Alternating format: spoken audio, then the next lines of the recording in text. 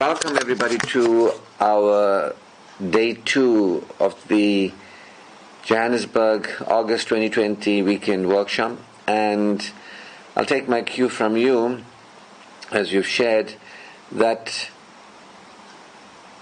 as we become more and more conscious and more aware using the 7 spiritual practices, we have a deeper and deeper relating to God, and a deeper and deeper relating to ourselves, and a deeper and deeper relating to life and the experience of life. And that's what I noticed, I was in my prayer session this morning now, and I noticed that as I went through it, there was a greater stillness and a greater awareness.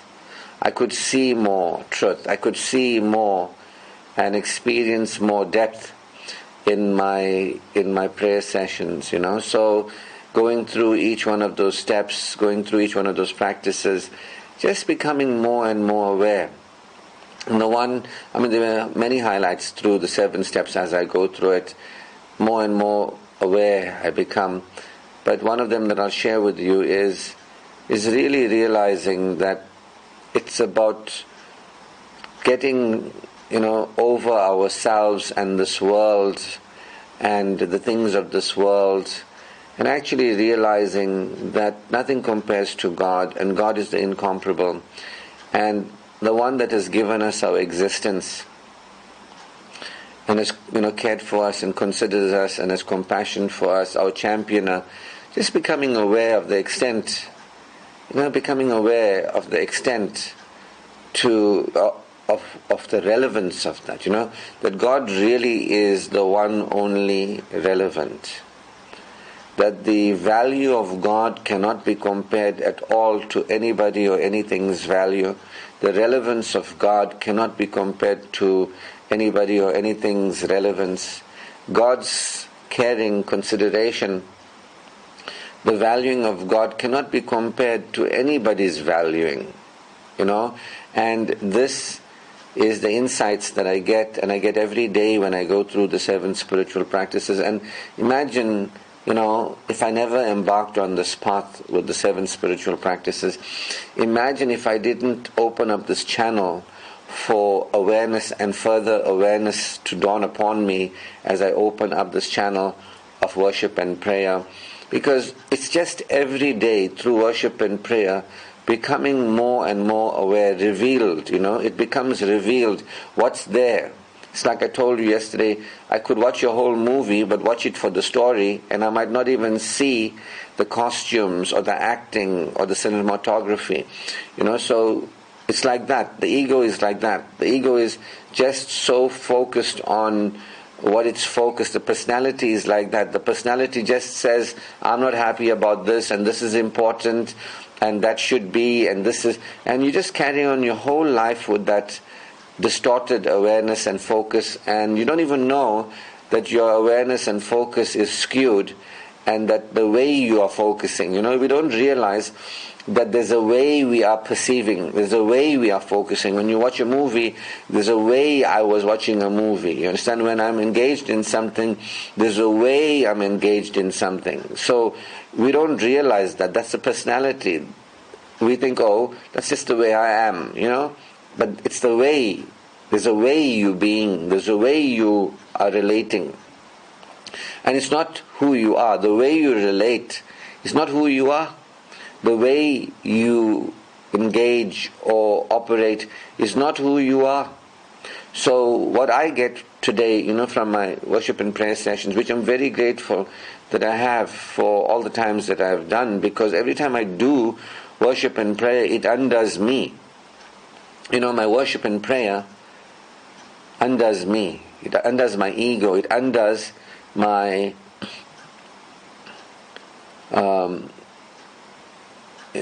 personality. So maybe we can have that written down, that worship and prayer is not a doing, but rather an undoing of our ego, selves. Worship and prayer is not really a doing, but is an undoing. So it just, and every time I do it, I think I'm It's really good, and every time I do it after, it just gets better. So if you really give yourself that space, you can't rush it. You can't rush it. That's why sometimes I get delayed at the beginning of the workshop, because I'm worshipping and praying, and I don't want to just say, you know what, I'm going to pray for 10 minutes. I'll be cognizant of the time that I want to keep it tight, but I don't want to rush it. I just want to be there. And understanding the practices, applying myself, one part of me is taking me through the process, another part of me is being taken through that process. And as I'm taking myself through this process, the other part of me is experiencing this process at a deeper level. It's experiencing this process of undoing.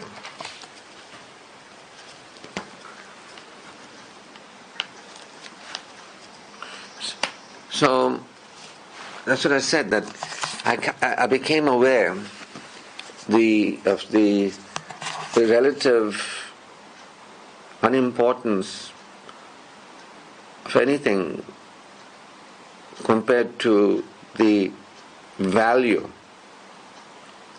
That the value that is God to me, and the value that is God's valuing of me, there's nothing compares to it. So that's what happens in the worship prayer process, that you actually start releasing more and more, and all the things that you thought, in the world, like, oh, somebody's friendship means a lot to me, or somebody's attention means a lot to me, then you realize, you know what, it doesn't really matter as much as you think it does. Because now you're really realizing what really matters. I'm realizing what really matters more and more. And that's when I'm less hard on people, expecting them to be a certain way towards me or be towards me, what I feel that I'm important and they should make me feel important, whatever it is. That we usually go through the ego. We start realizing, we release attachment. Nobody has to like me. Nobody has to value me. Nobody really is anybody for me to get hung up on. People can like me, and people can want to be with me and care for me if they want to. If they don't want to, that's okay too, because it doesn't really matter. You see, now people might say, but how can you say it doesn't really matter? Of course, it's my husband, it's my wife, it's my children, it's my in-laws, they should care for me. But you see, that's the person who hasn't gone on a path of surrender, release, and to see more clearly. The reactive person is lost. We're going the other direction, that if you respond to God, then you react less to people, and things and experiences that don't work out for you. Maybe we can write that one out too. If you respond to God, you will react less to the created. If you respond to the Creator, you will react less to the created. For those who respond to the Creator, they react less to the created. It's true. Now, I couldn't have gone to a school where they taught me this. I couldn't have read it in a book.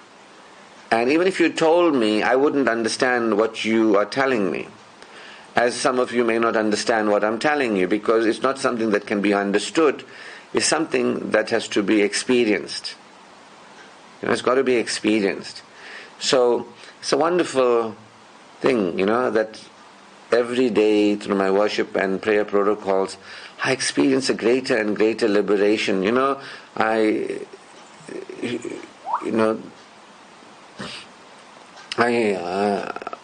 just wonder what would happen if I didn't engage the 7 spiritual practices. What would happen? I wonder. Where would I have been?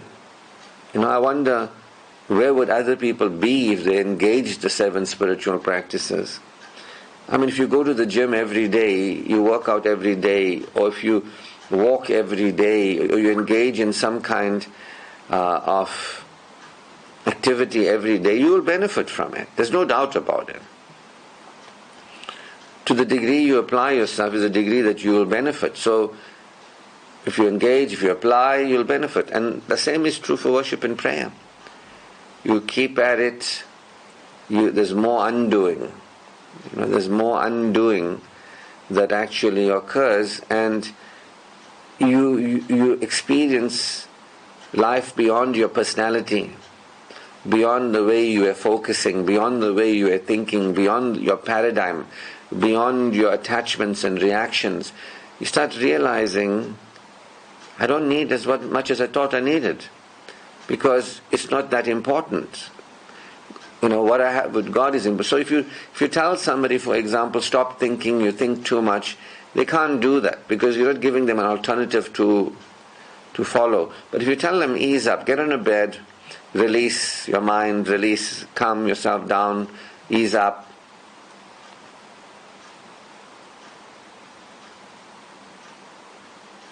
then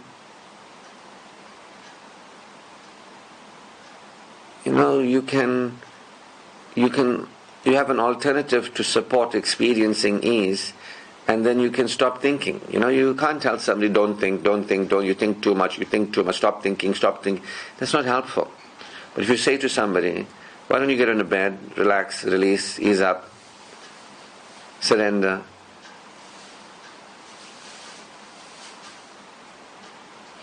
and they can do that, and they'll experience a greater ease. So worship is the ultimate release. It's the ultimate release, where you release your personality self, your ego self, and your personality self. Your personality self is part of your ego. So,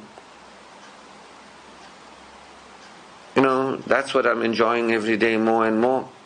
And I'm so grateful that I have embarked on this practical, pragmatic spirituality, because no amount of process, no amount of technique is going to support me in that kind of release. I can't just tell you, stop interacting with the world in which you're interacting in a world in a way that's very strain-based. Stop interacting with the world. I can't just tell you people and things and experiences are not that important. You might say, yeah, very nice for you to talk because you're okay and you got this and that. But I can't tell you that. Like, you can't tell somebody, stop thinking. You can't tell somebody, it's not as important as you think it is. They have to figure it out themselves.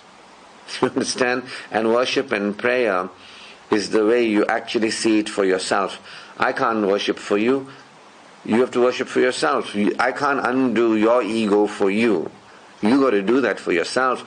But if your ego, your personality is like very, set, it wants to keep itself going. And that's why I said to you yesterday, if you're doing the 7 spiritual practices, or at least the first 4, you're fine. Keep at it. But if you can't seem to be consistent in it, or if you're doing it, in a way that is ritualistic, you've got to explore that. This is not to be done in a ritualistic way, like just for the sake of doing another doing, get into a trance about worship, and worship from a trance. The trance of worship. We're not talking about the trance of worship here. We're talking about trance-free worshipping. And if you can't even get down to it, then you've got to ask yourself, what is my personality up to? What am I really doing? I'm keeping my ego alive. The ego wants to continue. So what is my personality up to? What does my personality think it has that has such great value? So you might say, well, working has great value. Doing things has great value. Being productive has great value. And that's why I said to you yesterday, whatever you think has great value, more than worshipping God and recognizing the value of God, more than recognizing God's valuing of you, you got to begin to say, I am an idolater. And that doesn't mean there's a judgment. It just means it's a description that you are a person controlled by your personality. You're a person who's championing your personality. You are a person who's championing your ego. Your ego is taking you. You are helping the ego take you. You've got worms. You've got a spiritual parasite. that parasite is taking you. You got to begin to at least be aware, because, the beggar is not aware they got a big worm taking them. The addict is not aware they got a big worm taking them, or lots of big worms taking them. The victim is not aware they got lots of big worms taking them. I wouldn't have known many years ago that I had a big worm taking me too. I didn't know. But because I can surrender more, I can submit more, I can release more my personality, that's growth. That's how you go through growth. Growth is a function of being able to be aware of truth. More aware of truth and becoming more and more aware of truth. Growth is a function of experiencing truth and becoming more and more aware of the experience of truth. Can we write that one down too, please? Growth is an awareness of truth. The more aware of truth you're becoming, the more you grow. Growth is an awareness of truth.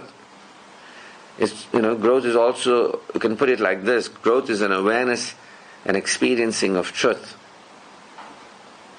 Growth is an awareness and experiencing of truth. The more and more you become aware of and experience truth, the more and more you grow. So I'll say it again. Growth is a function of awareness and experience of truth, or growth is the awareness and experience of truth. The more aware and experiencing of truth you are, the more you're growing. So, if you're not growing, you are not becoming aware of truth, and you're not experiencing truth, which means security. The more secure you become, and the more you experience security, the more you're growing. But if you remain at your same level of insecurity, if you remain at your level of insecurity and you don't become more and more secure, if you remain at your level of insecurity and champion your insecurity, so you're not going to have a chance to experience more and more security. You're not going to have a chance to be more aware of security and experience security. So fortunately for me, I know that every day I'm having a deeper and deeper level of awareness and experience of security. I'm on a path of greater and greater security. And so what that means is, along with my greater and greater security, I'm going to experience more and more self-fullness, personal power. The more secure I support myself in being, which means spiritual power, I'm going to have more spiritual energy.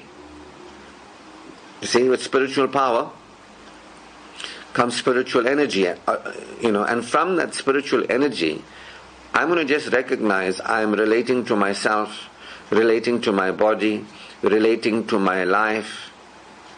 The things that I've been thinking I would always want to do and couldn't seem to get it done, or the things that I might want to do from a joyful level, but my needy ego is saying, no, this is more important,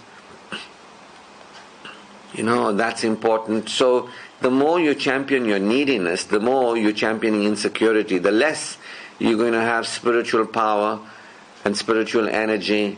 And without spiritual energy, you can't be a self-full person. The more you're being self-full because you have spiritual energy, the more spiritual energy you have, the more self-full you can be. Can we write that one down too? The more spiritual energy you have cultivated, the more self-full you can be. The more spiritual energy you have cultivated or supported experiencing, let's use a familiar language, the more spiritual energy you have supported experiencing, the more self-full you're going to be. Now, if I try to do this and do that, but I can't do it, I go back to the same ego pattern, I go back to the same personality pattern, and I'm thinking, but I can't change. Why do I want to be more cleaner, tidier, organized, whatever, but why do I always end up in the same way? I want to be more fitter, stronger, I want to relate differently to me, my body, my life, my space, people, but why do I end up relating the same way? Because you don't have sufficient spiritual energy. You haven't supported the experiencing of spiritual energy. Like if I had a good sleep last night, which I did, and I'm ready now to share and support today, before I went to bed, I took a walk, about 30 minutes or so. It was good. I am, committed. So I can see that I'm operating in a way that is benefiting me. I can see in my life that I could have just said, it's late, why must I walk? But I went for a walk. I enjoyed it. It was actually nice. It warmed me up. My muscles were smoother and softer, and my body is feeling warm, and it's lovely. Energized. Had a good sleep after that. How come I'm doing all these things? Because I have more spiritual energy. It frees me. You see, spiritual energy is freedom. Spiritual energy equals freedom to pursue your joy, your enjoyment, the freedom to benefit yourself. Let's put that as an equation. Spiritual energy equals freedom to benefit yourself, to operate in a self-benefiting way. That's what we're saying here. Now, if I'm just keep on being the same person, engaging life in the same way, if every day I'm just through the personality and through the ego with the same level of awareness that I was yesterday, last year, last month, there's no growth in me.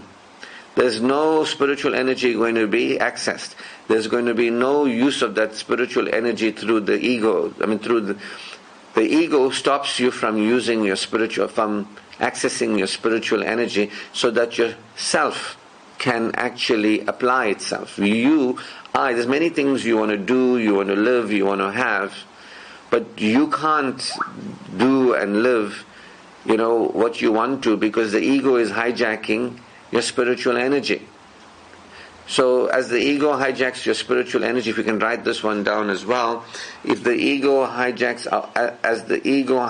our spiritual energy, we are, crippled. It cripples us. It blocks us from living the lives we desire in this world and the world beyond. As the ego hijacks our spiritual energy, as the parasite, as we feed the parasite, as the ego hijacks the spiritual energy, it keeps us from choosing, the life that we desire. It keeps us from choosing it. There's no freedom there. You see? So that's why worship and prayer is pragmatic, it's beneficial. It's not a ritual that you must do, and if you do it, you just did it. Now, very good, you did it, you're not going to hell, or you're going to heaven because of something you did. That's a trance. That's ego. If you're worshipping and praying to avoid feeling bad and trying to feel good, that's the definition of addiction. And that's why I call it religious addiction. If you can write that one down too, please. Religious addiction is engaging worship and prayer to avoid feeling bad. Religious addiction is compulsive worshipping, avoiding feeling bad, trying to feel good. If there's guilt, and so that's not real trance-free worshipping. We're talking about trance-free worshipping, experiencing trance-free worshipping. To avoid feeling bad. You can write it, to avoid feeling bad. So it's fine, I can fix it up. So the point that I'm highlighting here is your personality taking you down a road? Is your ego taking you down a road? And how do we know if your ego is taking you down the road? You are relating as you've always related, and it didn't help you then, and it's not going to help you now.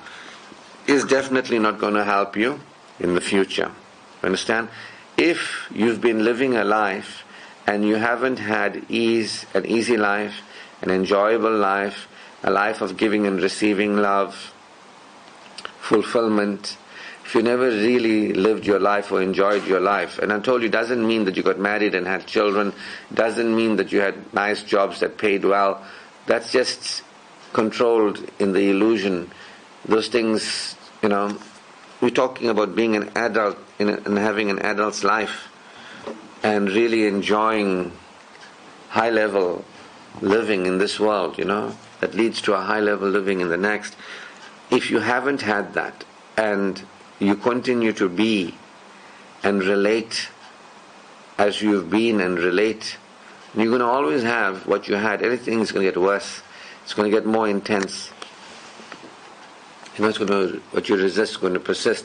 You're going to have greater levels of deterioration or deprivation, because you're not into letting in. You're not into receiving. The way you think, the way you relate, the way you interact is actually not good for you. So, just to end what I'm saying so that we can move forward to today's program, that as I was worshipping and praying, I have these insights. These insights are awarenesses of what's really important and how things really work. I start seeing things clearly beyond how I was seeing them. Worship and prayer is like opening up and creating a space to let go and to see what's always been there and to be more aware, and then I can relate. I can relate.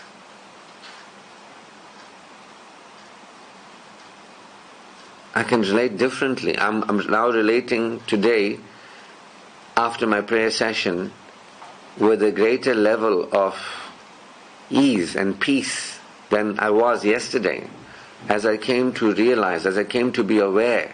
Like I told you, when I had the coconut, I became aware of the coconut in a way that I wasn't aware of the coconut before. Maybe I related to the coconut in a way before, in a less appreciating, in a less observational way of it. But now, as I look at the coconut and enjoy the coconut, I'm observing it. I can see more of it. There's more an awareness of things. There's more an awareness of people and the qualities and higher quality. I can now appreciate more, is what I'm saying. And the more I can appreciate, the more I will have. The more I can see what's good for me. It's me seeing more from the self, the spiritual self, rather than from the ego self. So who's really, living your life? Who's really driving your life, in the driver's seat of your life? And, what we're saying here is that we are the ones who actually, through our way of relating, and we're not our way of relating, but we don't realize our way of relating, and we don't have a way to observe our way of relating in contrast to anything. But through worship and prayer, then by saying those words and thinking about it and reflecting, then we realize, hey, I didn't see that before. And I didn't see that I'm giving too much of weight. I'm giving too much of, investment into the physical world. And actually, it's God that is the one that truly is relevant. And nobody and nothing is relevant to me as much as God is. Not money, not anything created, not a job, not my health, nothing. Nothing in this world compares to the relevance of God. God is truly the one truly relevant. I'm becoming aware of how relevant God is. I'm becoming aware more and more, especially when I say, God, I am unaware, I'm relatively unaware of your greatness. I am relatively unaware of your graciousness. I want to experience a greater awareness of your greatness. I want to experience a greater awareness of your graciousness. I want to experience that security there is a greater security for me to experience, and I'm not fully experiencing it. As much and as deeply secure as I am, there is a greater level of security for me to experience through recognizing your greatness, the extent of your greatness. There's a greater and deeper level of satisfaction, as satisfied as I am now, for me to experience by becoming aware of the level of your graciousness. I'm relatively unaware of your greatness and graciousness. I'm relatively, compared to how secure I can be, I am relatively insecure compared to how secure I can be. There is a greater level of security that I can be. There's a greater level of satisfaction that I can experience being. I admit it. You see, by admitting it in the prayer protocol, as I go through it, that is praising God, How can we praise God if we don't recognize the greatness of God? How can we, praise God when we don't recognize the gracious nature of God? So we're going beyond ritualistic praising of God for the sake of just doing it so to avoid feeling bad and trying to feel good, or just thinking you're doing something wonderful. And we're having an actual experience of the greatness of God, the relevance of God, the value that God is. Nothing and nobody, nothing in the created world can compare the value that God is to me. And God's valuing of me, God's caring of me, nothing and nobody can compare with that. So once I accept that, because I can see it, nobody's brainwashing me, nobody's asking me to believe anything, I'm having an awareness. I'm actually seeing something. It's the same me, the same life, but I'm seeing it in a different way. And as I see it in a different way, I'm experiencing a greater level of non-attachment. I'm experiencing a greater level of freedom. I'm experiencing a greater level of ability to be me and to focus on what's important to me. Because if I'm focused on what I think is important to me in the world and get controlled by it, then I'm not free enough to actually apply myself in benefiting me. We spoke about this yesterday when we said that to the degree that you're needy and you're controlled by things, you're trying to get is so distracting you from you actually being a self-full person, that the ego, the personality, the needy you, trying to get money, trying to get things done, trying to get somebody to love you, trying to get something in the world, by trying to get, like the beggar stands in the street corner trying to get, the beggar keeps themselves away from being free to do their thing. You see, when you're free to do your thing, then you will receive money. If I stood in a street corner waiting for people to give me money, how am I going to do my thing standing on a street corner waiting for people to give me money? But if I don't stand on the street corner and I do my thing, which is me just enjoying the contribution that I want to make to people's lives, then by me doing the thing that I want to do, making the contribution that I want to make to people's lives, people can value me and value the contribution, and they can then part with their money in appreciation of me. I can have money come to me because I'm living my passion, I'm living my joy, I'm busy invested in supporting me feeling joy in giving and sharing in this way, instead of standing at the street corner. So that if you are a beggar trying to get because you think something is so important that you must get it, you're in a trance. And you won't be able, you keep yourself from being able to actually do your thing and receive what you want. So, that was our introduction, and thank you for your contribution this morning, so that we could respond to that and start our day with truth, and just reminding us that there is no game. You're not in the game if you don't recognize neediness and address your neediness and realize that it's destroying you. There's no game. If you think you can maintain your neediness and live as a beggar, but you can have power to care for yourself and relate to yourself, It's not going to happen. And if you don't relate to yourself and care for yourself, you can't receive people's caring for you and relating to you and letting people, things and experiences relate to you. It's not going to happen. You're not going to receive.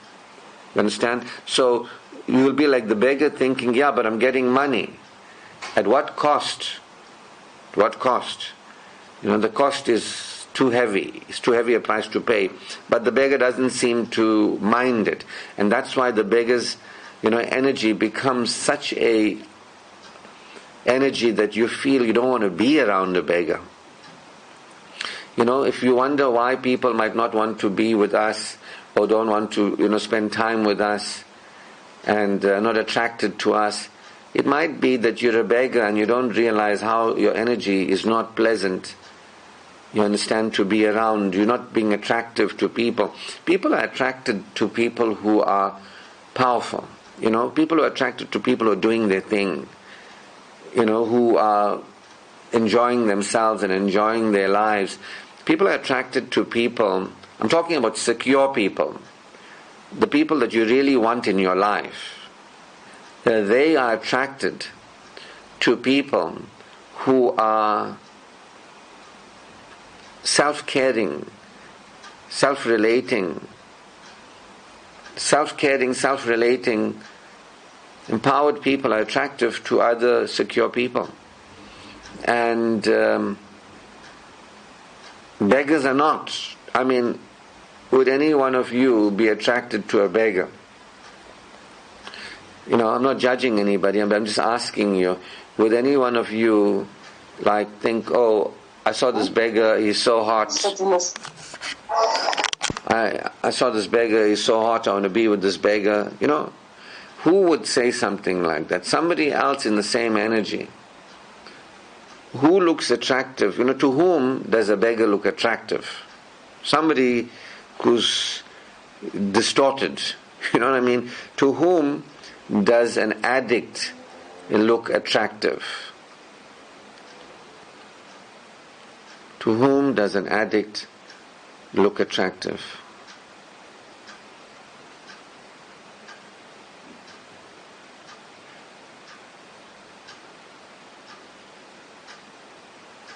Somebody equally distorted. To whom does a victim look attractive? Somebody equally distorted. I don't think, as I be more and more selfful, I don't have time for beggars, addicts and victims. I'm talking about all types of beggars, victims and addicts. You understand? I don't really have time for them. I'm busy. I got no time to look at people who are failing themselves and wanting me to help them. I don't have time for people like that. Doesn't mean I don't give charity and all that, but I don't have time for them. I'm not going to give them my time. I'll give them money, but I won't give them my time. I don't have time for them. Because what value is a person who's needy in my life? They're just going to say, give me, give me, give me, give me, give me, give me. It's just going to be about them all the time. They are unhappy, they are like this, they are like that. You understand? They want more than they want to give, basically. What good is it to have in my life people who want to take from me and don't want to give? Has no value to me. But if I wasn't into caring for myself, my life, if I didn't have a legacy to create and to leave behind, and then I got plenty time. Then I'll have long talks with beggars and pass my time, waste my time with people who want from me and they don't want to give to me. They want more from me than they want to give to me. Addicts, people that are busy destroying their lives. Why do I want to hang around people who are destroying themselves, their bodies, their lives?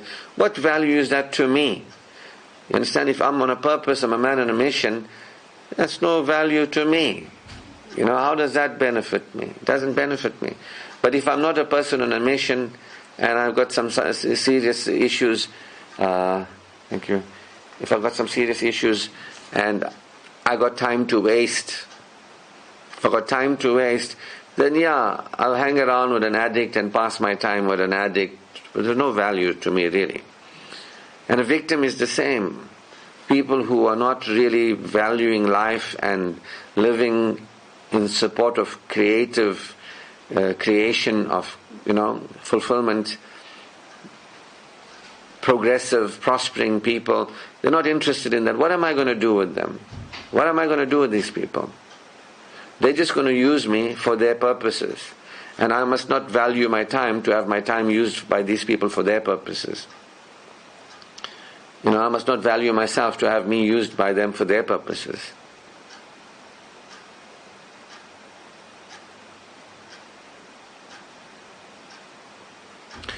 So I'm saying to you, think about it. If you wonder why you're not attractive to other powerful, secure people, it might be that we are beggars, and people don't like beggars.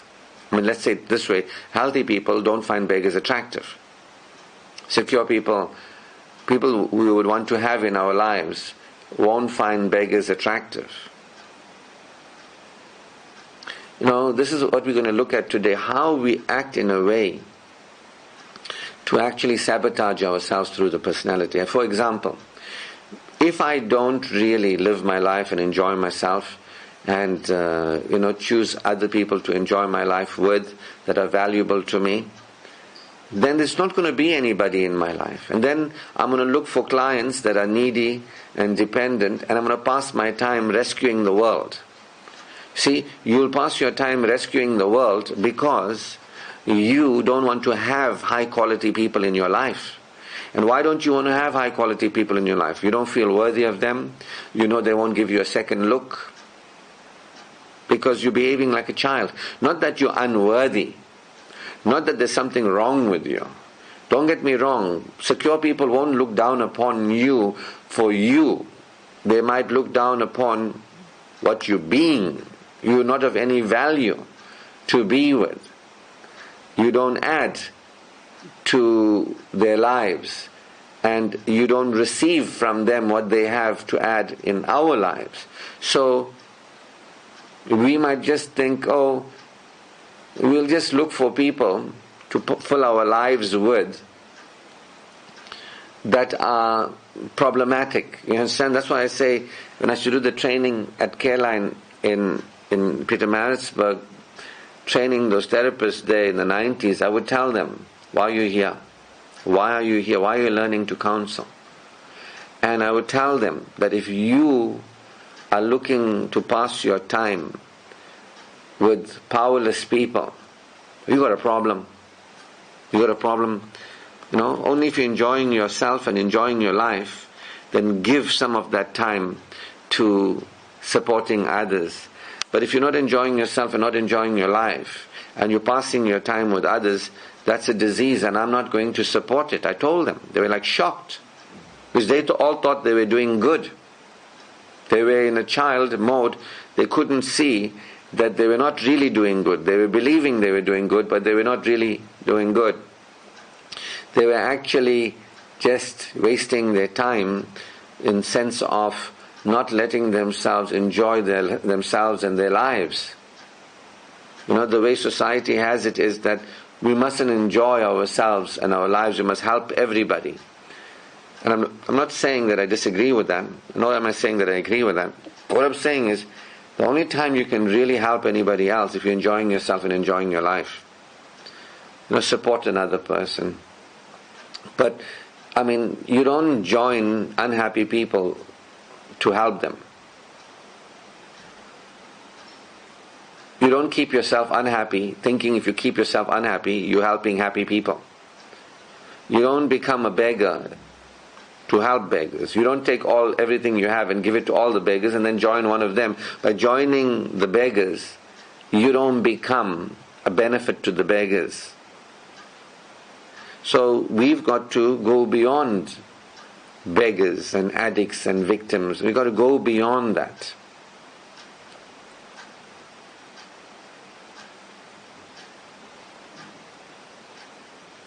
See, if we go beyond that,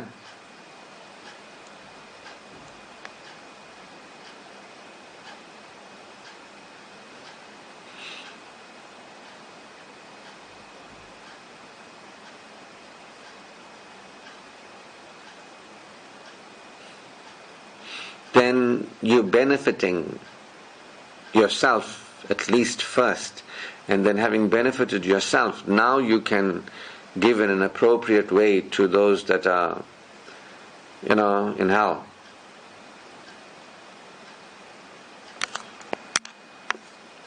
So that's what we're going to look at. You see, this gets very real.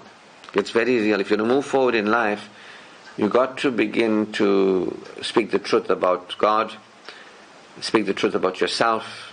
The first 4 spiritual practices is speaking the truth about God. The next 2 spiritual practices is like your relationship with, speaking the truth about yourself and how you relate to life. Be progressive, be patient. And the third one is open up to satisfaction, be receptive. Be a receptive person. Open up to receive what you want. Receive high quality people, things and experiences. Receive the life that is in support of your fulfillment. And you can't do that if you're stuck as a beggar. You can't do that. You're going to remain a beggar. And you're going to wonder why people don't want to be with you, or why things are not working out for you, and thinking it's happening to you. And you're unworthy. But you're not. You are worthy. Everybody's worthy. I never said a beggar is not worthy. I said there's never any judgment, but there is a speaking the truth of their behavior. You understand? So, when people are relating to you, it's not about your worth, unless they're judging you. But still, it's about them. It's not about your worth, but it's about how you being. How you being, you see. I choose people not to say they're worthy or unworthy, but how they're being. How they're being. And what we're talking about here is the 7 spiritual practices allow us to be secure, be more selfful, and be more into satisfaction. That's what the spiritual practices are, really about. And if you are enjoying the spiritual practices and you are gaining, as we hear some of you talk about your experience, and I'm with you when you're talking about it, I'm having the same experience. Others might be listening to you and thinking like, what is she talking about? I don't understand.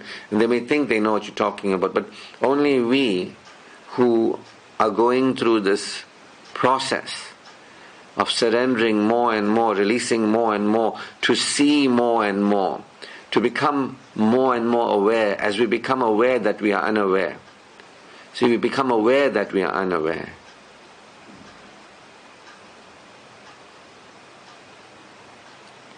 We become aware that we choose to become more aware. We become aware we're not experiencing, and we choose to experience. See, this is how there's growth. This is how there's development. There's no other way that I know how people grow. It's not about taking more information and filling it up in your mind. It doesn't work. It's not about learning skills and practicing skills. Because there's no greater awareness and there's no greater experiencing. There has to be a greater awareness than what you have. There has to be a greater experiencing than what you have. When you allow yourself to be more aware and you allow yourself to experience more, that is the shift in your consciousness. That is the expansion in your consciousness. See, that's what I'm supporting for me. And for those of you who want to be supported in this, an expansion. That's why I say to people, do you want to remain a child for the rest of your life? Do you want to live like a child for the rest of your life? Do you want to live as the personality self that you're living? Don't you want to grow up? Don't you want to grow up as an adult, physiologically, physically, biologically? You are a grown-up, but don't you want to be a psychological grown-up too? Your body has grown and developed. Don't you want your personality to grow and develop? Wouldn't you want to let go of your past personality to expand, that you have a different personality? Don't you want to relate differently a deeper, richer level of relating? Is that not important for you? If you read one of my posts, I said everything in life, including plants, animals, and even the human body, grows and develops by itself, except for the human personality. The human personality doesn't grow and develop by itself. We got to grow and develop the human personality. We have to become aware that there is a greater awareness than what we have. We have to become aware there is a greater experiencing than what we're experiencing. We have to become aware there's another way of seeing the situation. There's another way of seeing the situation. There's another way of relating to the situation. There's another way of experiencing the situation. There's another way of being and living, interacting. There's another way, a more expanded way, a more secure way, a more self-full way, a more satisfied way. There's more. You see, once you entertain that idea, it's one of the most liberating ideas. You understand that one of the most liberating awarenesses is the awareness that there's more for you to be aware of. You're not currently fully aware. Your awareness is currently limited. You are currently limited in awareness. You're currently limited in experiencing. You're currently limited in the way you be and interact and the way you live. You're currently limited, Who is prepared to become aware of that? I'm currently limited. I'm currently, through my personality, limited, and so I'm limiting myself.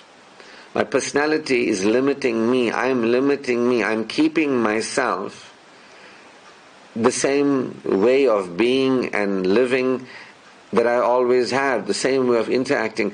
I'm not going beyond who I've been and how I'm being. I'm not going beyond how I'm interacting. I'm not going beyond, I'm not going beyond how I'm living. That personality is just keep on continuing. And if you let it control you, if you let it, live your life, like I explained, imagine you sitting in the back seat of the car of your life and your personality is driving the car. You are just a passenger letting your personality live and drive you around. You're going to go back, basically you're going to go in circles. That's what I think. If you let your personality drive the car of your life, you'll go around in circles. If you can write that one down for me, I'll appreciate it as well. If you let your personality, or your ego personality, let's write that down for the public. If you let your ego personality drive the car of your life, you will go around in circles, repeating patterns over. Same thing happens over and over again. Same life you lived over and over again. You've lived the same life over and over again.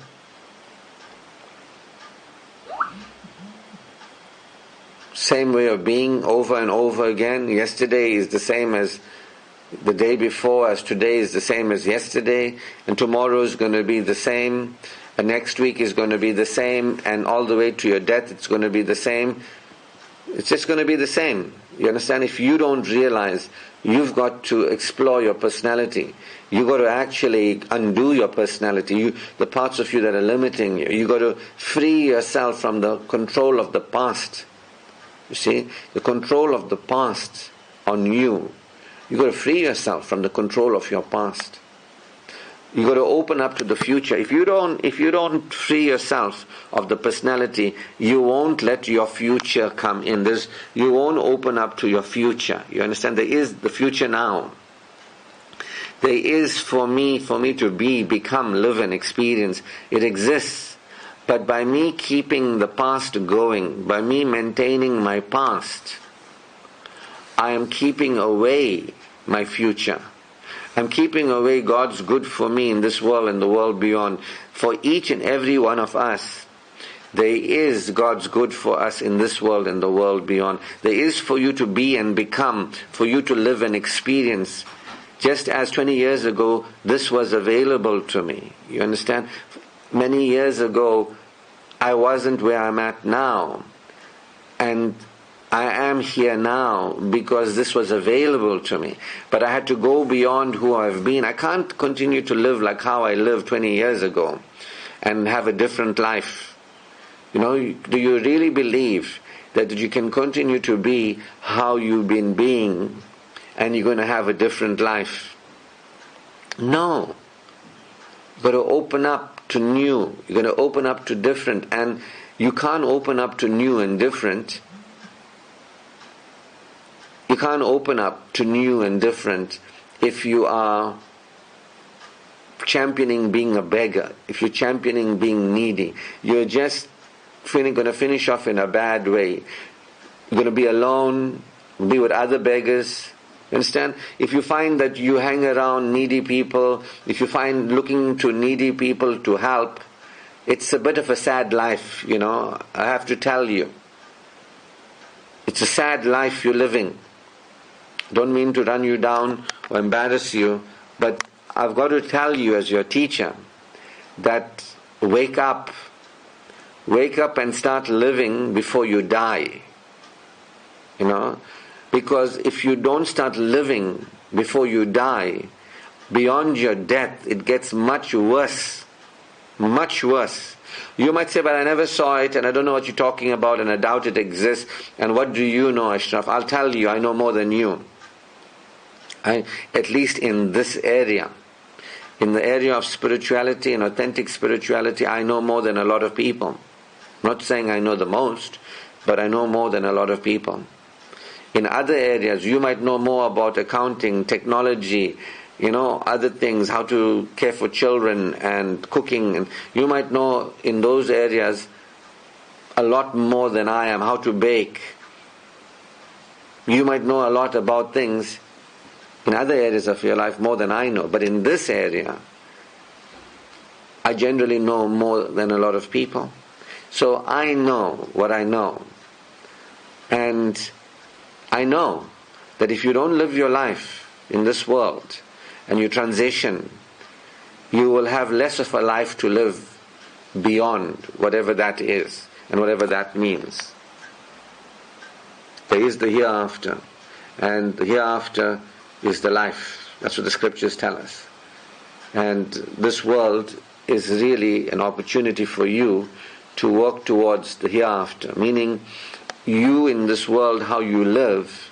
If you have worship prayer protocols, if you are interested in growing and developing your spirit, growing and developing your personality, growing and developing yourself, your life, you are living on purpose and you are using this temporary world for the purpose that it was created. You know, you are really benefiting yourself, and when you transition, you have really achieved something. You understand? You're really achieving something. So, you know, people think they're achieving something, but they're not really achieving anything. And we'll soon see what they really achieved. But if you can see, I am becoming more and more secure. It's reflected in my thoughts, in my thinking, my attitudes, in my speech, in my words, in my relating, in my actions, in my feeling, in my interactions, in my behavior, in my life, in the people in my life. Look, I'm not the same person I was. Look, the shifts that are taking place in me. Don't try and change yourself. Go beyond your limiting personality. Go beyond being limited by your personality and experience a more secure version of you, and watch what happens to your attitudes. Watch what happens to your thinking and your speaking and your relating and interacting and your feeling and your behaving and people in your life. What happened when, look what how you choose when you become more secure. You know, look how you choose when you become more selfful. Look how you live when you become more secure and selfful. Look what you open up to. Look what you attract into your life. Look what you let in when you become more secure, you know, more selfful, more satisfied. it's really an achievement. Your life will show you your growth as you champion going beyond a child. As you champion going beyond a child, your child personality, as you allow yourself to emerge as an adult, because there's a deeper level of you that you are not letting yourself experience. There's a deeper level of you and how you can be and relate and experience that you're not letting yourself have the experience of. You keeping yourself from actually expanding in consciousness and being a more empowered person, a more progressive person, a more prosperous person. Your personality, your past self, how you've been and how you continue to be is limiting you and withholding from you God's good for you in this world and the world beyond. And that's what we're going to look at today. See, this is what we're going to start getting deeper into here in the Johannesburg workshop. Get deeper and deeper into, for the students that are here, becoming aware of how am I limiting myself. What I want to observe that. If you don't observe that, you'll be controlled by that. Once you observe it, you can undo it, and then you can operate from a deeper level of truth, rather the shallow level of untruth or perception. You can go beyond perception, how you perceive things, and perceive at a deeper level, knowing. And you can experience from knowing truth, what's really true. What's really true. And we're going to look at what's really true about our relationship with God. What's really true for a human being that they can experience security. What's really true about us as human beings and our level of ability to nurture ourselves and support nourishing life experiences. What's really true. What's really true about relating to high quality people, things and experiences, and opening up to have those people, high quality people, things and experiences in our life. What's really true? What's really true for us compared to what we've been living, what we've lived, what we've been living, and what we're keeping alive as we go forward. So, this is where it gets real, and I don't know what's going to happen to those of you who really want to remain beggars. I really don't. If you are committed to idolatry, like a beggar is committed to idolizing money, if you're committed to idolizing being a beggar for anything in this world, thinking something in this world is really valuable or has power, I don't know what's going to happen to you. I really don't know. To you, your choices, to me, mine. I choose to support me and other people who want to really experience security, who want to really experience selffulness, who want to really experience satisfaction in this world and the world beyond, experience it. And as I say, don't rush to say, I want to experience security. Don't rush to say, I want to experience selffulness. Don't believe you do because you believe you do. Check to see, do you really support security? Do you really support selffulness? Are you really supporting satisfaction? Because to the degree that you're really supporting something is the degree that you want it. Can you write that down for me, please, as well?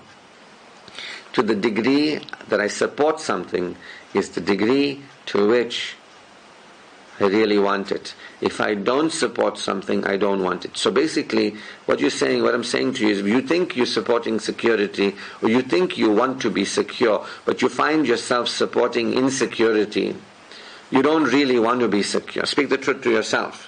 If you think you want to be selfful,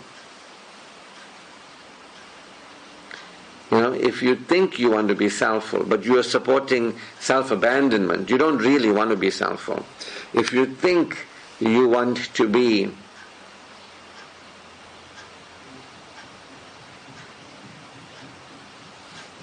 satisfied, but you are supporting deprivation, you really don't want to be satisfied. And it's important for you to see this, otherwise this is a definition of madness, going in the opposite direction to where you think you're going, and putting the acceleration thinking you're going to get where you want to go faster, but you're going in the opposite direction. So that's the plenary, that's the introduction today, that's the kick-off point for the rest of the day as we get more and more practical. The floor is open for your sharings, your thoughts, your consideration. Remember, the more you put into this, the more you relate to me and what I'm saying, the more I can support you to actually progress along this way and prosper. If you're just going to sit there and listen to me and I'm just going to keep talking, your personality is just going to continue, and I'm just going to grow, others who are interacting will grow, you're just going to remain the same person, and you're going to watch other people grow and develop, and you're going to wonder why aren't you growing and developing? You're going to act confused and all that.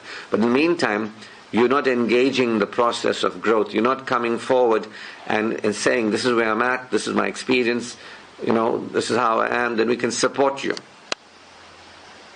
So the floor is open for sharing and for participation